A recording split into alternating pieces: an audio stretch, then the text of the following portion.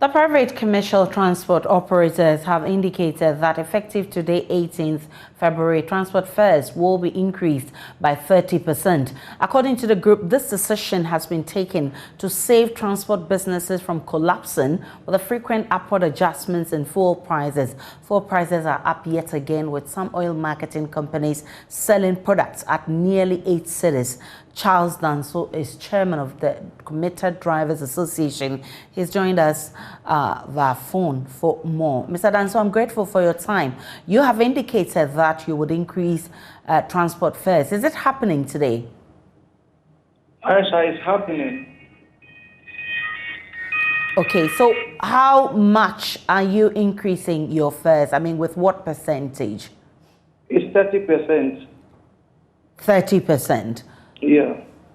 So if I go Will you allow me to indicate how we calculate the 30%? Go ahead. Okay. You pick your calculator and then by okay, I have my calculator. 130 divided by 100. Okay. Then you multiply it by the old fare. So let's say 2 cedi. How much is that? It's 2 cedi, 60 pesos. So now if I used to pay 2 cedis, now I'll pay 4 cedi, 60 pesos. 2 cedi, 60 pesos. Okay, so now it's 2 cedi, 60 pesos. Yeah, so 60 pesos has been added. Isn't that rather on the higher side? Because I remember when this 30% came up, this conversation came up, we're told that you've not been actually giving approval by the Transport Ministry to go ahead and charge this 30%. My dear lady, if you could recall, whenever you call, everybody says there is a conversion, isn't it? Yeah. That the transport operator do meet ministry for approval of transport fares, isn't it? So let's assume, it is being assumed that whenever the fuel component or the fuel prices hit 10%, it's being increased. And the other time we increased lorry fare, it was 13%, isn't it? Yeah. And now we have 32% on fuel now. Since the time we increased lorry fare. So if, let's assume it's 13%, 30%, how much will it be? Is it not 39%? And we see the need and the hardship in this country, and we see 30%. So what should we do again?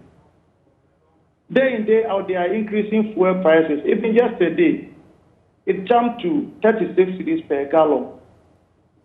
Whereas the time we increased lorry fares, it was 26 cedis. So 10 cedi difference. Who should bear it? So are we not trading? So please, the public should understand us and then pay. Because we can't be using basket to fetch water all the time like this. Right. So has the GPRTU actually agreed to this 30% you're charging, or you're not part of the GPRTU? One, we are not part of the GPRTU, but we formed a coalition. And it is about 17 unions and associations who formed that coalition. Do you remember that tremor at December 6th? The driver strike. I always call it a tremor because it's not an earthquake, because it didn't go all over the country. Did you remember that? After that, the coalition selected some 3 wise men. Abbas Ibrahim Moro of GPRTU is one. Ibrahim Musa of JAP2 is one. And then Edward Hoffman from Cooperative is one. They went round to collate and then bring a percentage for us to implement. And it was 30% they brought it. So why are they sitting on the 30%? And since we brought that 30% at the meeting, they've increased about twice in the on the fuel. Everything is going up. So why should you keep drivers in limbo like this? So we've increased it. And if GPRTU says no, they should either put white cloth or red cloth on their car so that everybody will know this is GPRTU car, so that if they are going to take it, they haven't increased it. They should do that for us. So you can confirm that the 17 people who make up your group are going to start charging the 30% from today? We are starting.